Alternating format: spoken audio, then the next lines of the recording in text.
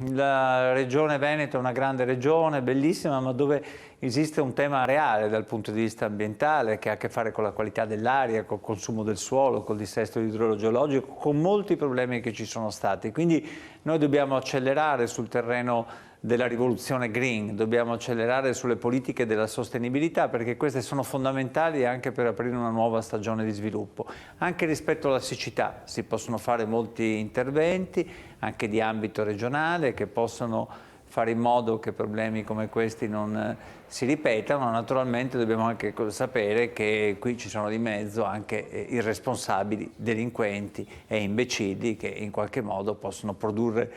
cose di questo genere. Ma l'opera dell'uomo, l'intelligenza del governo del territorio deve andare verso delle politiche che possano fare in modo di proteggere la nostra terra, di proteggerla per dare un futuro alle generazioni future e soprattutto di proteggerla anche pensando che la linea dello sviluppo non può essere facciamo tutto quello che vogliamo, ma lo possiamo fare con uno sguardo che pensi sempre alla sostenibilità ambientale, economica e sociale.